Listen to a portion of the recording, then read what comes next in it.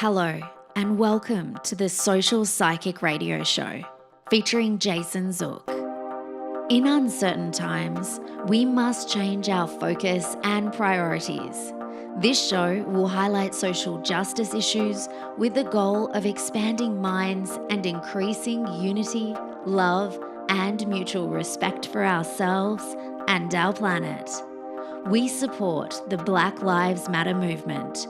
Our show aspires to promote social spirituality, which simply means that by coming together, we can solve any of our problems, including the goal of bringing an end to all forms of hate, discrimination, bias, or oppression. We must protect our environment, reform our criminal justice system, and protect every citizen from police brutality. When we come together, it becomes possible to bridge the gaps that plague our society and divide us from within. We the people means everyone. Hello and welcome to the Social Psychic Radio Show. This is Jason Zook. It's a great pleasure that I have the opportunity of introducing special guest Sam Thiara, Chief Motivating Officer of Ignite the Dream Coaching and Speaking. Sam is a storyteller, a writer, a workshop facilitator, a problem solver, educator, and entrepreneur. He's a professional who has created a personal journey. I'm very excited to have him on the show today to share his message to our listeners. He was recognized by the Governor General of Canada for his work in the hundreds of individuals he has mentored and the thousands that he has engaged. Added to this list of accomplishments are the 45 plus nonprofits that Sam has worked with over the years. I've mentioned earlier in this introduction that presently Sam's the founder and chief motivating officer at Ignite the Dream Coaching and Consulting, and we're going to get into that during our interview. For a short intro now, it's a platform that engages Sam's audience to define their path. A key element is transformational practices, where Sam's an expert in youth career coaching and supports teams and organizations in corporate alignment. He co-founded a youth career platform that has gone nationwide. Sam works as a lecturer at Beatty School of Business at Simon Fraser University, where he blends academic and professional experience into a rich environment that captivates his audience. Finally, Sam is an accomplished and sought-after speaker who has 2 TEDx talks under his name and speaks at conferences, seminars, and workshops about 30 to 35 times a year. Added to his speaking is the book he recently wrote called Lost and Found: Seeking the Past and Finding Myself. It focuses on his journey to India to find his ancestral roots with little else than a faded photograph and determination. This book is about realizing one's cultural identity because many struggle with understanding who they are. Sam's tagline, which I really like to mention at this intro: everyone's life's an autobiography. Make yours worth reading. Well, for sure, Sam's autobiography is worth reading, and it's only halfway through. With great pleasure, I welcome Sam Thiara to the show. Thank you so much, Jason. I look forward to being able to share some insights, conversations, and stories. I want to ask you, looking at your record, I feel like you have a very distinguished set of credentials already at this stage of your life. And I just want to know, from where you've been and what you've been doing, what's been the most important aspect of your experience so far you'd like to share with our audience that's motivated you to pursue your path? Yeah, I would say that the simplest way for me to describe it is, instead of focusing on what I wanted to do and instead focused on who I am, it triggered something. And as a result of this, it really clarified the need for me to pursue the important journey that I've been on. There are 5 things that I would say guide and direct me in life: servant leadership, story sharing, activator igniter, champion enabler, and community do-gooder. Those 5 components, for all of the things that you've shared that I am as a speaker, storyteller, entrepreneur, educator, and writer, and it just went on, all of those align to those 5 things that have become the foundation of my life. And then as a result of this, it allows me to then support the work and to support people in their journey so that they can realize the important things that they need to do to understand who they are and then realize what they can do as a result. What was the biggest challenge that you've experienced to date in pursuing your life goals? Oh man, it was, I think, graduating from university, because I think, many people who, after they finish their education are ready to take on the world. And I still remember sitting in our graduation ceremony at Simon Fraser University and, saying, okay, I'm graduating, I'm finished. And then I walked across the stage, shook the hands of the dignitaries. And it was interesting because it felt like a virtual door just slammed behind me, because everything behind that door was familiar to me, my classes, my schedules, my friends, the routine I had. And now you're like, okay, what do I do? So I wound up sitting down and saying, okay, I'm going to start applying for jobs. Now, I had a degree in business and political science. Jason, you're sitting there going like, wow, what a great combination. Who's lucky to get me? Well, I started to apply for jobs. And back then, I have to say that's how old I am. You actually had to type your letters, hand deliver it, pop it in the mail. There was no internet, no email, no nothing. And I sent out 12 letters. And about 2 weeks later, a letter arrived from one of the companies, and it said, sorry, we don't have a job for you. Good luck in your search. And I thought, oh, that's all right. I've got 11 more letters out there. I'm sure that somebody's going to be lucky, and I will do 2 more, 3 more letters. And then slowly, letters kept coming back. The more I sent out, it's like the tide. It would go out, come in, tide. It just was going back and forth. But it made me realize that as a result of it, I still hold on to the 86 rejections from when I graduated university. The companies who said, we don't know who you are, we're not sure what you're looking for, good luck in your search. And it was, I'm not going to mislead people. I will admit, every single letter was a nail in my coffin of self-confidence, because instead of who's lucky to get me, it shifted to, am I lucky to get a job? Now, business and political science, Jason, I got my first job. It was an entry-level government job. And that job was mopping floors and emptying rubbish bins in a hospital as a janitor.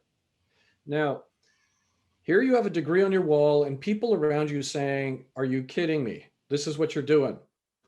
But I will tell you, there are 3 valuable life lessons that actually still carries me to who I am today.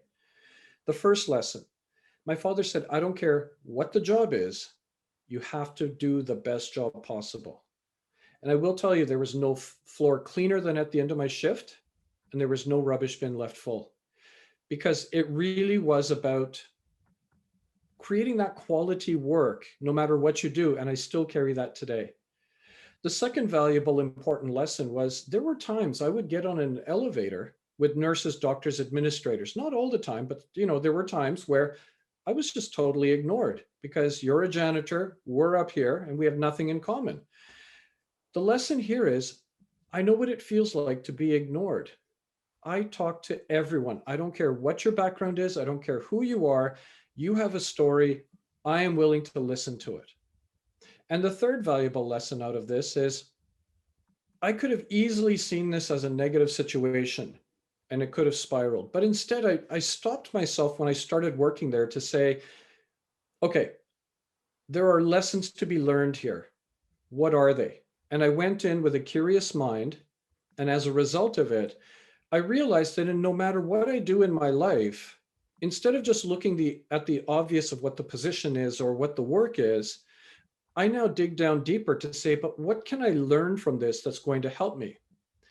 So those are 3 valuable lessons. But the important thing I also share about these letters that I have is, now those letters, if one of those letters would have materialized, I would not be here talking to you, because my life would have gone in a different trajectory. I actually embraced those letters. And the second valuable lesson is, many of those companies no longer exist. I still do. I outlasted them. And I think the sentiment that I really want to share from this is the fact that obstacles are the necessary bricks on our road to success. Do not fear the obstacles. Instead, go in with a curious mind to say, yes, this is not what I'm meant to be doing, or this isn't where I should be. But at the same time, what can I learn from this? So that's what I would like to share. Your 86 rejection letters reminds me of my multitude of letters I had starting out as a lawyer about 20 years ago, because I had my LM from Georgetown. So I was overqualified, overeducated, but didn't have the life experience that every law firm in Tampa was requesting as an entry-level person, right?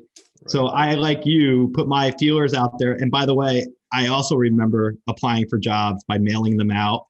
and not having LinkedIn or any of these other digital amazing services that people enjoy today. And I remember receiving so many.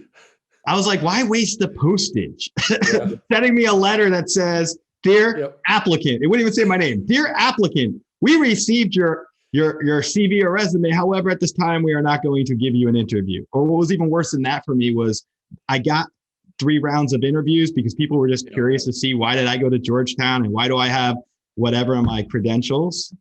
And I would go through the interviews and I'd meet with like the senior law partner at the end, like three times in, and the guy would shake my hand or the woman, whoever it is, and they'd shake my hand and say, "I don't know why you got this far, but we're not going to be able to take the time to train you." And you know what that's like when you go through those kind of upheavals? I can relate to everything you're saying right now. It wasn't until I got my first legal job at the firm I had at the time where they actually mentored me and trained me, but which was mostly trial by fire. When you're a lawyer, training means you're going to get thrown into deep end and let's see how well you do it. So everything you just said, including your 3 points and everything we're talking about, it reflects with me. And I can tell you that anyone in our audience who's struggling right now, I think that what you're saying is exactly the advice they need to hear. Because don't give up. The aspect is look beyond the obvious, but how is this going to carry you forward? And that's where the clarity of who you are versus what you're going to do is so instrumental in this. Let's talk about care for a minute. It's collaboration, adaptability, resilience, and empathy. What made you come up with those 5 concepts, and how did you experience the ideas to put this together in this way? Yeah, anybody who knows me knows I'm all about acronyms. And one of the things I do is it allows me to break things down. And when COVID hit, and I remember having to now just on a dime suddenly switch and start teaching my classes virtually. It wasn't a challenge, but equally, I know people were struggling, not just with work, but life and family and other areas. And I thought to myself, because if I am going to speak at a conference, how can I support and help people? Because really, that's what my life is around, is service and helping and supporting. And I said, okay, we're in COVID, how can I share this? And it made me realize that we need to care. And what care suddenly became, because I started breaking it down, was, collaboration. We need to look at the people around us. And instead of being an independent, let's collaborate, let's work together. And this is where, with having mentored so many people, they're reaching out to me or I'm reaching out to them and we're collaborating. So collaboration is really important. You're not in this by yourself. The A of care stands for adaptability. In other words, everything has been shaken to the core. The system has changed. Everything about your business model has changed. Are you able to be adaptable and shift and pivot? And I know that, for example, for me, it wasn't a big challenge to suddenly go to a virtual online education system because whenever I've traveled, I've had to do an online education class for that week. And as a result, I was able to do it. But adaptability is really significant because it allows you to then explore, and you never know what's going to emerge that may actually improve your business model. R stands for resilience. In other words, realize that this is a marathon. It's not over next week. It's not over 2 weeks. We have to build this resilience within us to say, we're in this for a long haul. How are we going to run this marathon and come out of COVID with this whole mentality of survival and thriving? And the E stands for empathy. And I can't stress enough how much in society we need to be empathetic towards each other and demonstrate empathy because we don't know what people are going through. So just showing care and compassion to people, just even on my cul-de-sac here in Vancouver, as people walk by, even during the most extreme levels of COVID, just by saying hello to people, they stop, they start talking to you. And we've had people just drop by now on a regular basis, just because I do woodworking on the side. And then they just come up and they're like, oh, what projects are you working on? And yeah, we're socially distanced, but we need to show empathy and care to each other. 100%. I agree with everything you just said. I think empathy is probably it's the core of one of the emotions and the feelings and the values that I think helps make us human is our empathy, our capacity to learn from one another, collaborate, working together, but also feeling for others. Yes. In the spiritual side of things, empathy has similar meaning, which is the capacity to feel and understand what others are feeling. And I think they coincide so well. And I believe COVID for me, I was just thinking this morning when I got up, things are fairly returning to normal here in Florida in the United States, at least at this point in time. And I kind of have a level of guilt in my mind to think that, going through COVID was brutal on everybody. No matter where you were on the planet, you suffered in some way. I am not going to ever discount that. But I also have a level of guilt, like a survivor's remorse, that I didn't get COVID, but I was locked down for a year. I survived cancer 3 years ago, but I was very cautious. And I got to see my brother last week for the first time in 2 years because he came down to Florida for my niece's tournament for field hockey. And seeing him in person really instilled on me that we're probably getting out of this pandemic at this point, but it's like there's a big blur in my past for the last year and a half of my life. And I was going to ask you about that. Do you think collectively as a society and as a planet that COVID's going to really affect us in spiritual ways that we don't even realize yet? What's your opinion on that? I hope, well, it's more of a, I hope it does, because I think that it has shaken us right at the core. And some people in tremendous ways, in others, marginal ways to some extent. And I mean, my family, both my parents had COVID, and fortunately, and they're elderly, but they managed to survive. And, it's almost like my mom spiraled, and we thought this was it from all the stories that we had been hearing. But she actually, when COVID released its grip, she bounced right back up again. And, it's almost like we need to get her a shirt that says, I kicked COVID's butt, But from that standpoint, part of it is I have a fear, and part of it is I hope that there's this rejigging of society. I think people forget very quickly. So 5-10 years from now, oh yeah, there was this COVID thing. And then we go back to the way we were. That's one of the fears I have. The more we remind and remember and share, I think is going to be really important. But equally at the same time, I think people got a new sense of what it meant. And for some, it was maybe isolation turned into self-reflection, and they have gone in a different trajectory, and it's been beneficial. Others I know have suffered from mental health issues of isolation, and it could be irreparable damage. It's hope and fear. I hope that we learn from this and that we move out stronger and more, like I said, using this care component. But my fear is also we easily forget things and we just resume our normal standard life. And as a result of that, I'm hopeful, but at the same time, I do see challenges as well. But we just have to keep reminding people the importance of what the work you're doing, the work I'm doing with regards to really trying to promote and share and this understanding. My podcast about a year ago, I took a break from it. I just couldn't produce or interview people. I was depressed. I went through a stage with the pandemic, like I'm sure a lot of us did, where it was hard to function, like being locked away and then worried about, what the unknown, the fear of the unknown. That's like a thing that plagues us most in our mind, usually our what if thoughts, right? And for now, like this has been a therapy for me, being able to meet people like you who are amazing and, visionaries and change makers. I consider you one of those. And it's been therapeutic, connecting and having the ability to parcel back what's been lost for a year. That's how I feel about it. It's like a journey back. I'm also a perpetual optimist. I'm going to pray every single day that our planet goes forward and doesn't go back to its old ways. And that's one of my big takes. I just hope that going forward, we've learned enough from these lessons. For me personally, being locked away and having to be by myself, I have 2 parrots. They kept me company when I needed that, but I journeyed inward. I meditated a lot. I forgave people in my life that I never thought I would. And I let go of a lot of negativity. And I've been more inspired now to pursue life goals and dreams than I've ever been before. Mm-hmm. And it's interesting because I think your personal message and about empathy and everything else that you're talking about, I think coincides so well with what we need. It's almost like it's the medicine that we need for the soul, for our own spirituality right now. No, totally. And I think what I really appreciate, Jason, about, like I said, the work you're doing with your podcast and the work you're doing, and I guess the work I'm doing, and the people who in our circle are like this, is the commitment we've made to not be a bystander in life. And I think that regardless of what you do and how you do it, we all have to step forward and not be a bystander in life and move forward. Absolutely.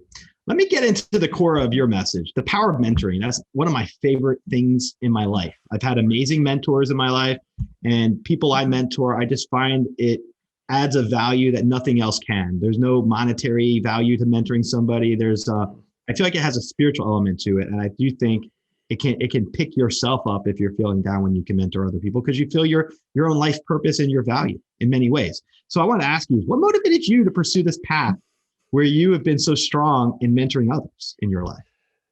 It's because of the journey that I was on and the fact that nobody was there to support and show me the way. I fumbled through the darkness trying to find that light switch, and it just never happened until I started taking care of it myself. And I then, as a result of this shift, realized there's this huge opportunity to help other people find their way. And it's interesting because back in the day when I graduated, which was years ago, you would sort of suspect that things would have greatly improved, but I'm still mentoring 3 to 8 people a week. And that's just the tip of that iceberg of how lost they are. And I've always said in this regard that my job or responsibility is to help activate the voice within to be louder than the noise around, because there's a lot of noise telling people what to do and how to do it. And it's that what. But what I try to do is silence that to help them in their journey. And it's their journey, not my journey. But I agree with what you're saying. Like mentoring and coaching 3 to 8 people a week for me, it is so rewarding. I've built tremendous relationships over the last 25 years, and I'm still connected to these people. And it brings back Sir Isaac Newton's quote, I've only been able to see far because I stood on the shoulder of giants. Well, I am surrounded by greatness. I am surrounded by giants. And the idea is that I'm connected to these people because of the relationship we established. And to this day, we're still connected 25 years later. And it's amazing to see where people are going in life and career. And I 100%. use that word. Yeah, I use the word life and career, not just career. Well, because they're intertwined, and there's so much of those that we all identify with our career and what we do. Think about it. If you go to a party, no matter where you are on the planet, you go to a social function and you're in your 30s or 40s, and what do you do? That's always usually the main question to ask somebody. What do you do? Yeah. And I always have a very creative answer for that one. Depending on where I'm at, I'll either say I'm a lawyer, or I'll say I'm a psychic, or I'll say I have a podcast. But I don't usually say all three at once, because depending on the crowd I'm in, they would probably scratch their head and look at me weird. But I'm a psychic podcaster who has to fix my own problems with legal aspects. Could be something as simple as that. I keep them all separate. I really do. Because ethically, as a lawyer, I'm sure in your career too, you have to keep things separate. And so I do. What's the most important thing that you'd like to share with our audience about the power of mentoring others and empowering others? Yeah, it's the fact that I always look at it as mentorship and coaching. And if somebody is totally lost, it's where I step in as a coach, because coaching is about asking those questions of self-discovery, what's important to you, and really trying to nail down who they are. And once we have an idea of of who they are and maybe the direction they need to go, then I slide into the mentorship role and either say, okay, have you thought of this? Or maybe I'll connect you to this person who's in this industry. I was talking to somebody yesterday, for example, whose life had taken a tumble and she saw mental health issues and depression. But it allowed her to then refocus and repurpose to say, I need to work in the mental health space. And then I know somebody who works in multiple, but I know one person in particular that would be a really great contact. So I'm just going to be connecting the two of them together, because then they can shoulder and help each other. It's the term connector and maven, which Malcolm Gladwell shared in his book, is the way that I reflect on it, is the fact that, it's about really guiding and supporting. And I mean, even teaching my class, I teach organizational behavior at university. And I even tell my students in that class, number one, once the semester's over, it's up to you if you want to stay connected to me, but I'm happy to remain connected. It doesn't mean that once the class is over, that's it. But equally at the same time, I really blend in a lot of this mentorship and coaching piece into my theories or into my lectures. And they always say they get more out of this than just the practical applications of organizational behavior. They're getting things that are actually going to carry them forward in life and career. Yeah, but let's talk about your book, Lost and Found, Seeking the Past and Finding Myself. And I want to ask you, what motivated you to write your book? Again, I think it was this purpose of, as I have become very self-reflective over many years. Part of it is the fact that I get asked, where do you come from? Well, I was born in England, raised in Canada. And they're like, no, no, no. What part of India are you from? And I said, well, I was born in England, raised in Canada. And they're like, no, no. Okay, your parents, what part of India? I'm like, well, my parents come from Fiji Islands, which is near Australia, New Zealand. And they're like, are you Indian? And I'm like, well, my grandfathers came from India, but we were really separated from our ancestral roots in India. And nobody in my family really put much effort, emphasis on trying to reconnect with our ancestral roots or my grandfather's village or house. And I just knew for myself, this is something I wanted to do for two reasons. Number one, it was very faint, or just like a thin thread is all we had that connected us back to this village. If I don't do this and it skips a generation, that thread is broken and forever gone. That's what we'll be. And the other part is, I write in my book how when I was 9 years old, my father had an industrial accident and became a paraplegic. I mean, at 9 years old, you don't even, how do you even say the word paraplegic, except knowing what it means? All I knew is it meant he wasn't going to walk again, but he's done a lot for us. And I wanted to do this for him. So I decided I wanted to go to India, number one, for the first time, to really appreciate and understand the country, which is part of it. My life was always segmented. I'm British, Canadian, Fijian, Indian, but they were always separate and distinct. By going to India, I realized that instead of being distinct, I'm a blend. And there's this rice dish in our culture called khichdi, which is a rice dish with spices and vegetables and all of that mixed together. I guess it's the equivalent of like an omelet. And it helped me to realize that I can be all of these at the same time. But all I had to go by was this faded photograph and very little information. That's it. Wow. That's all I had. Are you in that picture? No, this was years ago, 25, 30 years ago. And this is just a picture that was given to me. And that's all we had to go by. We knew the name of the village, approximately the district that it's in. It's like if you were to talk about Florida, it would be, well, it's in Miami somewhere, but that's it. That's all you know. And it's like, okay, good luck. Where? Yeah. So it was a needle in a haystack, but where's the haystack? So anyways, it was also this journey to find my ancestral roots. And I just remember going on that journey with the idea that there were three things I wanted to do. See the Taj Mahal. Is it as magnificent as people say it is? And I will tell you, pictures don't do it justice. Mm-hmm. The second place I wanted to go to was the Golden Temple in Amritsar in Punjab, which is the holy place for Sikhs. Like, this is the foundation of Sikhism, and my background is Sikh. And, I had a spiritual moment there. The third part was to go search for the village. And there was, again, limited information, obstacles along the way, people who said you won't find it. Why are you even looking? But in the end, here's a spoiler alert. Was I able to find my ancestral root? The reason I share this is because it's the journey to find it that's the most important part, not the fact of did I find it or did I not find it. But oftentimes what I tell people is, in this box is one of the world's greatest treasures for me. And the idea is, if I showed you the contents, you'd be like, there's no value to it. But it was purchased with persistence, overcoming obstacles, and not listening to the noise. Because what sits inside of this is the fact that I found my grandfather's house by some coincidence or cosmic, and I don't know, but it was just the fact that I found it. And I went out into the fields and I scooped up dirt from my grandfather's front yard. And I brought it home to my parents just so that they have this with them. But that's what this journey was about, is, lost and found, seeking the past and finding myself, is the idea that what was lost, I went in search of. And I found my ancestral roots, but I also found my own identity as well. And that's why the title just sort of came to me one day while I was driving. I had to pull over just because it was like, it really captured the essence. And if I may share this with you, and I think this really captured the essence, and I'll just give this brief quote here. Travel isn't always pretty. It isn't always comfortable. Sometimes it hurts. It even breaks your heart, but that's okay. The journey changes you. It should change you. It leaves marks on your memory, on your consciousness, on your heart, and on your body. You take something with you. Hopefully, you leave something good behind.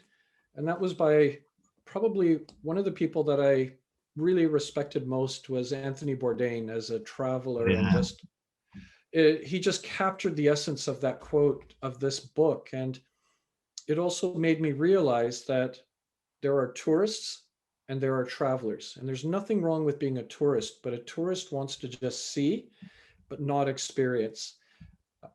I'm a traveler. Wherever I go, I need to experience the culture, the food. I want to see the magnificence and grandeur of these structures in India, but I also have to see the poverty. When I went to China for the first time, I slept overnight on the Great Wall of China because, again, it was just one of those really powerful things that I needed to do. Egypt, same thing. It was like I really needed to get that cultural. I went into the pyramids, the Great Pyramids, and right inside of it, into the belly of it. I really need to experience, and that's what drives my life. Since you're on my show, I have to ask you, what was the spiritual experience that you mentioned earlier at the temple in Punjab? Yeah, yeah, it was really interesting because, I'm not a very religious person, but when I was sitting in the Golden Temple, I was enveloped, and I write about it in my book. It felt like a blanket was wrapped around me. And Jason, I started to weep, and I don't know why. But it was like I started to pray, and I don't pray, but I started to pray for the world and healing. And I wanted hatred to be gone. I wanted people could, strive and accomplish what they set out to do. What can I do here? And it was just this real spiritual moment. But there are other places I've been where it wasn't even a temple, but it was just in a forest, or, at the top of the Great Wall of China, just in the pure silence, looking up to the skies where it's clear and there were no lights, and seeing the galaxy that's beyond me. There are so many times where I've just had these moments, but that one that happened in the Golden Temple, that one did shake me to the core, and I write about it in my book. I've had a lot of spiritual experiences, so that's why I wanted to ask about yours. Mhm. And I know when they happen, and most members of our audience, I think all of us have spiritual experiences every day. Most of us discount it. Most of us Mhm. are, and a spiritual experience could be something as simple as you're grieving your grandfather that passed away. You're in the car driving, you're missing him, you're thinking about him, and all of a sudden you hear a song on the radio. It makes you think, wow, that's the song I used to remember my grandfather from. Why is that coming on the radio right now? Yeah. I chalk that up to a spiritual experience. So I tabulate and recognize dozens, if not hundreds, of spiritual experiences in a week, not only for myself, but other people in my life. And I'm like, I catalog it and all that. Yeah. And I guess coming from your perspective, it sounds like you've had a lot of spirituality in your life as well as you Mhm. search for greater meaning and purpose for your ancestral roots. Yeah. And I guess what I want to follow up and ask about with your trip to India, what was the most unexpected thing that you experienced on your trip that you don't really share very often during these interviews or just with your Mhm. audience? Yeah. I mean, I think it was just this whole aspect of I went to India to search about that piece that was missing about being Indian. And the idea was, it made me realize, no, I was always Indian. Instead of trying to fit into with this term, what is Indian? I think, again, what we often do is we have these mental models of, well, it could even be different parts of India, but just this mental model of what it means to be Indian. And the realization for me, the unexpected piece and this euphoric piece, it was actually the morning that I was going to the Golden Temple. And I write about it. I literally just sprung up and woke up saying, "Oh my gosh, I'm khichdi," which is this blend of flavors. And I've always been Indian. Why did I mean, did I have to come to India to be Indian? And the answer was not really. I mean, I was always Indian, but it just unlocked this whole aspect of something that I never really understood or appreciated as much as I had in my past before. I was always trying to be Canadian, play road hockey, eat TV dinners. Whenever I go to the temple, when is this over? Just really pushed it all back. But this just as a flood just came up and said, well, no, you're always Indian. We're all a mixture. We're all Yep. melting pot, right? No matter where you're from. As you were talking about your story, I was thinking about my own background. Part of me is from Sicily. Never been there. Twice removed, or maybe 30 generations removed. And I've always Right. wondered if I'd ever go there on a trip in this little village in Sicily. to find my ancestral roots. So hearing your story is empowering to me to make me think, you know what? Maybe it'll be worth it. Maybe I'll have some soul searching I don't even realize, and I can find a special little gift of my own to cherish and appreciate. And that, to me, your little box that you held up, that's powerful. Yeah. It represents a lot. And Jason, to keep in mind, I was successful to find my grandfather's house, but just the fact that I was in the vicinity, even if I wouldn't have found it. So if you go to Sicily, just the vicinity and this sense and feeling of, yeah, this is like home as well, is a huge success. It doesn't mean everybody has to just go and find the exact location, but just being in that company and the presence of the people that were there before you, I think is rewarding as well. We're all connected. Spiritually, I get that all the time as a psychic medium when I read for people. I tell them when I meditate, I always say this: we're all connected. We're all one, no matter who you are and where you are or what you are. And if you cross over, you're still connected to us here. And your desire to know your ancestral roots, I'm almost certain, had a lot to do with your spiritual connection to the other side, and just your understanding and your appreciation of your place in this planet at this time. Yeah, that's my case. I'm hearing you describe. I want to ask you this: your TED Talks. I know that you did several of them, and I just wanted to have you share a little about the theme of your TED Talks with our audience, because one of them has to do with discovering the extraordinary in the ordinary. I love that title, and I wanted just to see if you can briefly describe that for our audience to understand. Sure. So I've been fortunate to do 2 TEDx's, and I got to do 2 separate introductions to the TEDx conferences as well.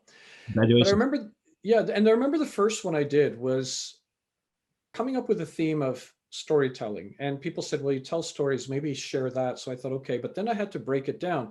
And as I mentioned, I'm all about acronyms. And I was like, okay, how do I build these stories and how can I transfer this knowledge to other people? And I came up with this concept called carpe, as in carpe diem. So seize the day as carpe. But the idea is that's how I break down my stories. Carpe stands for curiosity, appreciation, reflection, perspective, and experience. So as I go through life, curiosity is what stops me. So in other words, instead of just looking at things that are just the everyday and ordinary, I stop and I start looking at things differently. And that's the curiosity piece. A is appreciating it. So once you've stopped, you start appreciating this item, situation, person for more than what it is. The R stands for reflection, because once you appreciate it, that's the surface level. Reflection is where you start digging deeper and you come to that deeper sense of purpose and meaning behind this, and you add significance to it. And P stands for perspectives. We all have our own perspectives, and through this process, we all find different ways that we can appreciate and reflect on things. But E is really important, which is experience. If you don't capture the story, the experience, your story dies an untimely death, and it was never meant to ever be told to anyone, will never be remembered. And this is where the ordinary just disappears and evaporates because we don't really pay much attention to it. But instead, I've cataloged a lot of these stories. So when I'm sitting and mentoring or having a conversation or teaching my classes, I have this virtual filing cabinet of stories, and then I'm pulling these stories. Later on today, for example, I'll be speaking at a gathering in Singapore, and I'm in Vancouver, but I'll be speaking in Singapore, and I've got a lot of these stories, and I spoke last year, and they're like, no, bring them back. We need these stories. But I'll give you an example of ordinary and extraordinary. So I've done this where I start giving people puzzle pieces. So here's a single piece of a jigsaw puzzle. And I ask people, what can you do with one piece? And people are like, actually, well, not much. And I said, but see, this is ordinary, but this is what you feel like, because you don't know where you fit in, but you also don't know the bigger picture. But this is what you feel like. My students feel like this, the people around me. But I said, let me shift it and make it extraordinary, because instead of focusing on the single piece, I have a satchel and I've got many puzzle pieces and many puzzle.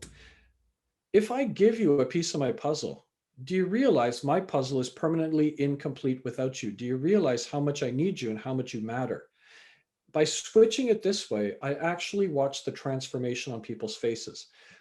And I've given about 5,000 pieces to date to remind people how important they are. The young woman I spoke to yesterday, who I hadn't talked to in about 3-4 years, said that in the most difficult times of her life of depression, she used to see the puzzle piece and she was like, it reminded me I can't give up. And she said she's contemplated suicide, but she said, I can't give up because I hold on to this. I have people say it's taped to the mirrors. It reminds them every morning someone told them that they were important. It's in curio boxes. It's traveled around the world in backpacks.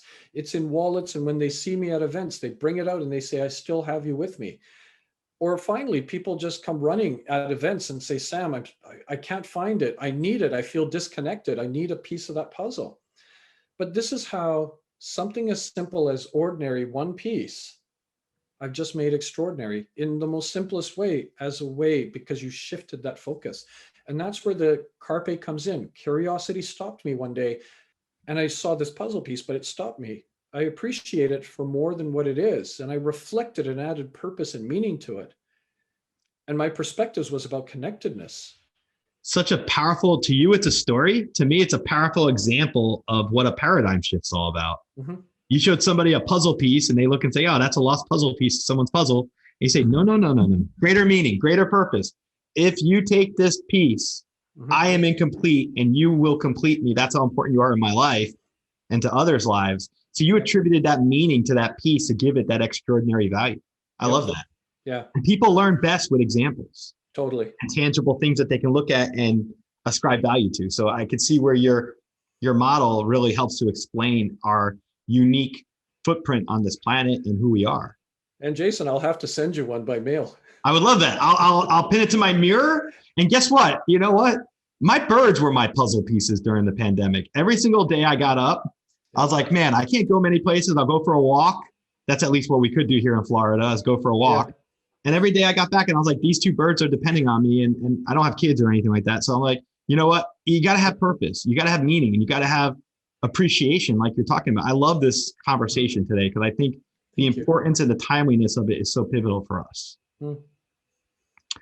What do you think when you look at your life right now and the things that you've achieved to date? Where do you see yourself going 5 years from now? Yeah. Well, and it's interesting because the idea is that I have intentions, but not goals. And the idea is that I'm guided by those 5 concepts of servant leadership, story sharing, activator, igniter, champion, enabler, and community do-gooder. And what that means to me is that even 5 years from now, 10 years from now, my purpose will not change. And the purpose is to support people in their journey, to not be a bystander in life. And it just continues to speak, to write, to educate. I think that I have found fulfillment and I found purpose, and it's just very significant and very loud for me that this is the true path that I have to be on. And again, all of those obstacles I've encountered have helped me to get where I am today, to a point where then I can just work and focus and help other people. I love the way you have the example of those rejection letters. And I want to go back to that for a minute. And I want to ask you, what advice would you give to anyone in our audience who's terrified of rejection in their life at this stage of where they're at? Yeah. The simplest way I could say it is obstacles are the necessary bricks on our road to success.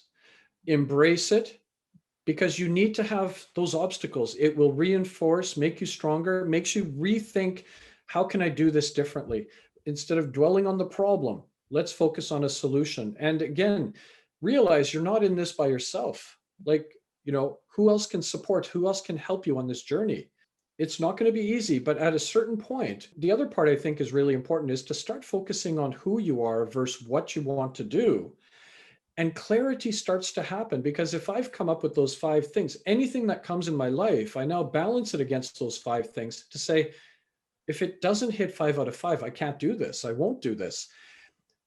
But people do it the other way around, where they put the cart before the horse and they're going around on this journey. Why don't I like this job? And, I'm being rejected and all, but the clarity is not there, because you need to first find this foundation of who are you, so that then you can proceed to find out what is it that you need to do. The other thing I will say is, and this was a realization for me, is whether it's rejections on, for that job, or the 50, rejections I got for the book I wrote, every single rejection is one step closer to a yes. That it's there, but you just got to keep on going.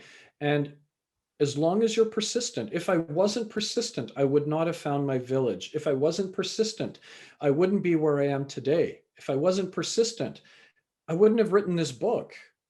It's just this whole piece. But then there's a community of people out there waiting to support you. And don't worry about asking people. If they're there to help, they'll do what they can. The person I spoke to yesterday who wants to launch her business was feeling really bad because she said, I feel like I'm using you. I said, you know what? Squeeze me like a tube of toothpaste. In other words, when you get to the end of that toothpaste and, you got that you were about to chuck it in the bin, but you thought, no, you know what? Maybe. And then in the morning, I don't know, there's a vortex of toothpaste out there. You squeeze it and there's just enough for one more. And it keeps on. This is what I call my mentorship. And this is what I do with people is think of me as a tube of toothpaste right at the very end. Squeeze me. I'm still going to give you more. Wow. I will always think of that every morning now. That plus the puzzle piece. What do you recommend for anyone in the audience who's looking at what we're talking about and they're inspired by your journey to India and just your personal journey and your life message, and they want to be a leader themselves? Mm-hmm. What kind of advice would you give to any aspiring leaders? Sure. Is to not try to be a leader. And the reason I say that is leadership is not a place or a position. Leadership is a lifestyle. And actually, you don't determine if you're a leader. The people around you determine if you're worthy of that title. So, put that ego aside and say, okay, am I doing the right things? For me, for example, some people don't see me as a leader. Some people see me as a leader. But to me, I went on a journey just to say, this is what I have to do. I've rolled up my sleeves. I've said, this is what I'm going to do. And followership is something so underrated because people think followership is blindly following like sheep, but it's not. Followership, again, based on the models by Shalaf and by Kelly, is no, followers are actually integral in the success of the process. You have to win those followers over, but don't do it because you want to be a leader. Do it because these people have something to contribute. But leadership is a lifestyle. It's not a place or a position. So I always stress to people, be authentic, be yourself, and support the people around you. You'd be amazed at how they provide the term leadership to you. It's an automatic, like you said, lifestyle and identity or a role that you can play in other people's lives. When you're a mentor, you're a leader. Even if you don't choose to be a leader, you're doing leadership traits and qualities by guiding others. True. Helping them from being lost themselves, right? We're collectively trying to help one another. Let's talk about Ignite the Dream coaching and consulting.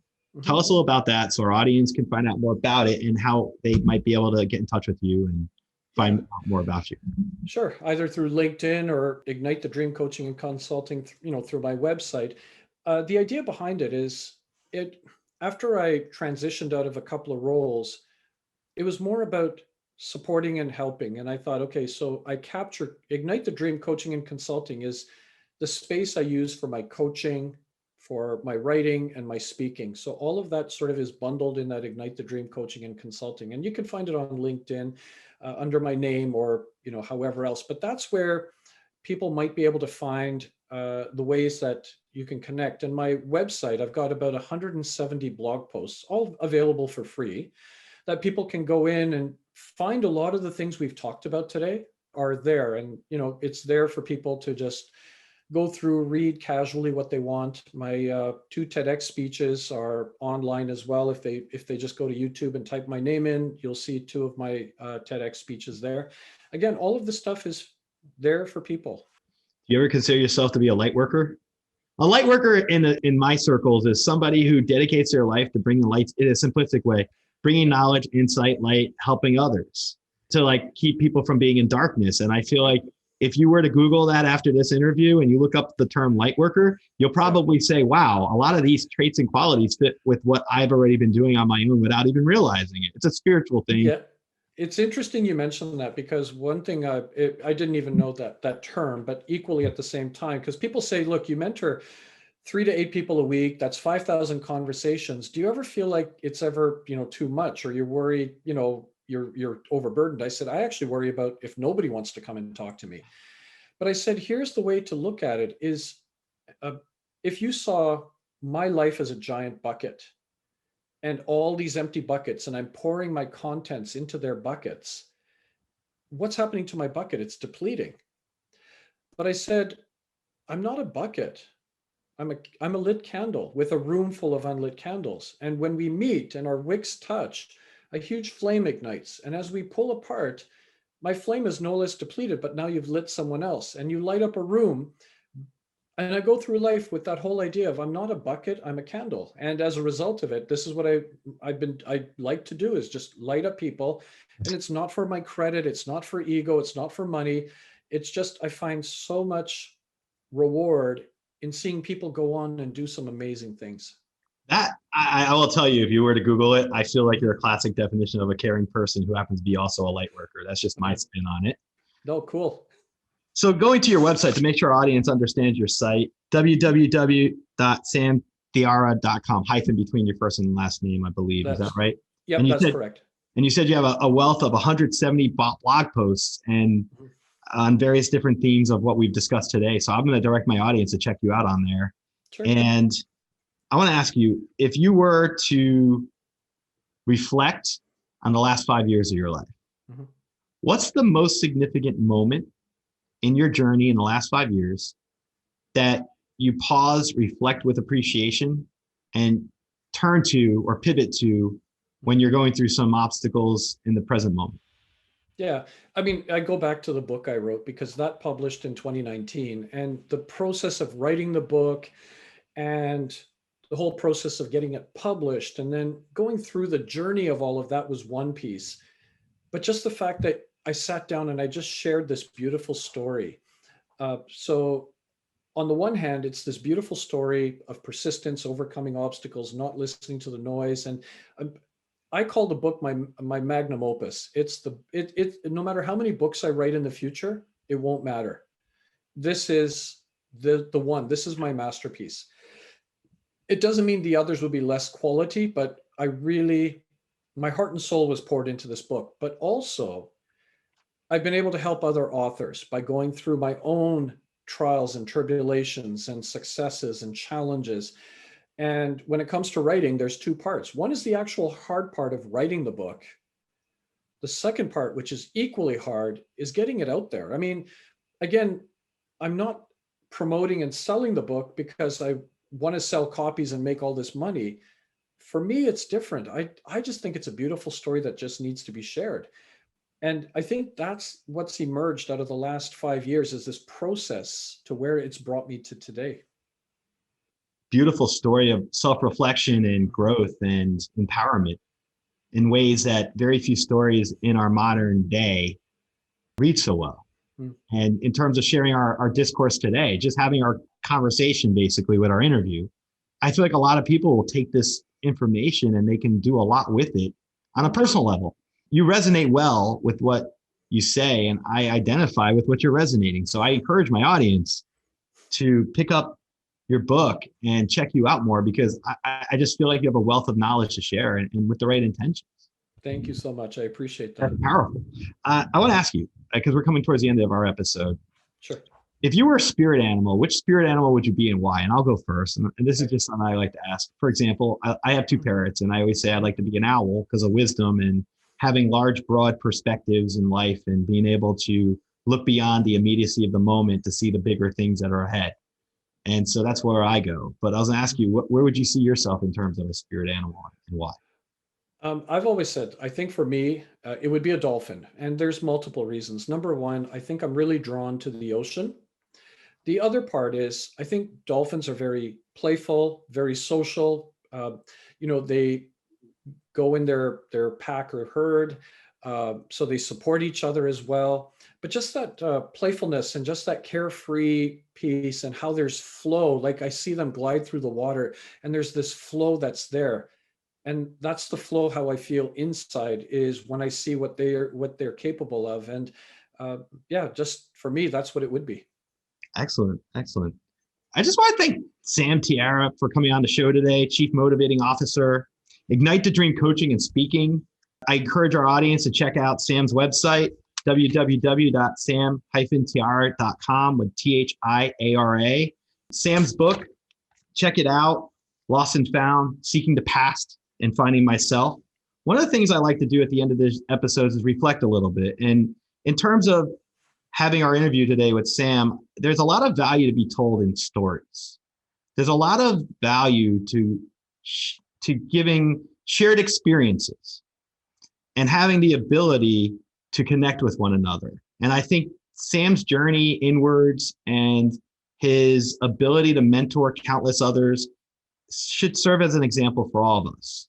Because through your special acts and your deeds and your perspectives, you could actually become extraordinary from what an average person would deem ordinary.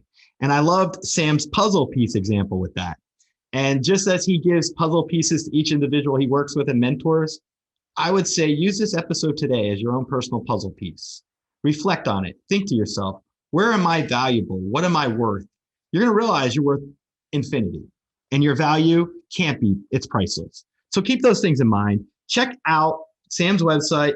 Check out Sam. Go look at the TED Talks that he's given. And I just welcome each of you to do so, because anything you gain and learn from this will be a major paradigm shift and very positive.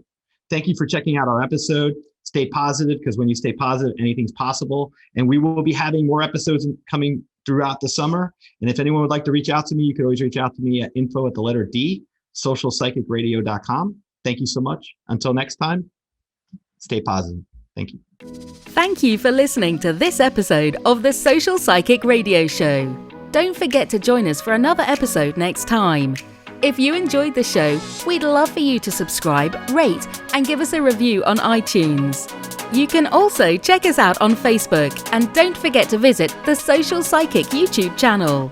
Until next time, it's a big world out there.